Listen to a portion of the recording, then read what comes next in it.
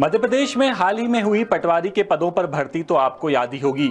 सरकार 6,500 से ज्यादा पदों पर यह भर्ती लेकर के आई थी, लेकिन परीक्षा के बाद गड़बड़ी के आरोप लगे। पर जैसे तैसे करके सरकार ने पटवारियों की नियुक्तियां कर दी। खुद सीएम मोहन यादव ने भोपाल में पटवारियों को नियुक्ति पत्र बांटे थे, लेकिन बाद में ये खबर भी सामने आई कि 2000 से ज्यादा चयनित पटवारी ज्वाइनिंग करने ही नहीं पहुंचे, यानी ये 2000 पद अभी भी खाली रह गए। पर अब ये सरकार रिटायर्ड हो चुके पटवारियों की संविदा पर नियुक्ति करने जा रही है।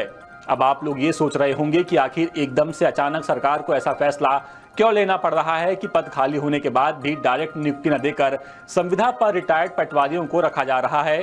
तो इसकी पीछे की वजह है 12 जुलाई को सीएम मोहन यादव के द्वारा बुलाई गई समीक्षा बैठक।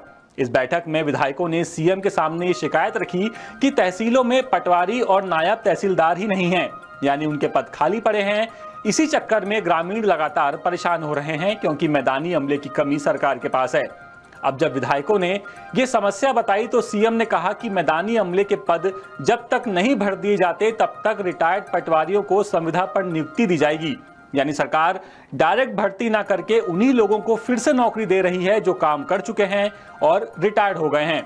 जबकि अगर वाकई में फील्ड में पटवारियों और नायब तहसीलदार के पद खाली हैं तो सरकार उनके पदों पर भर्ती क्यों नहीं कर रही है।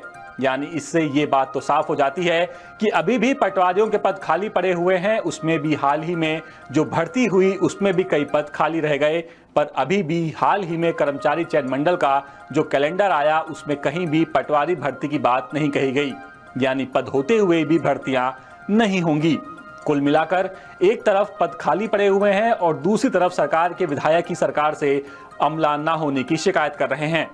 बहरहाल अपडेट्स के लिए आप बने रहिए द सूत्र के साथ। नमस्कार।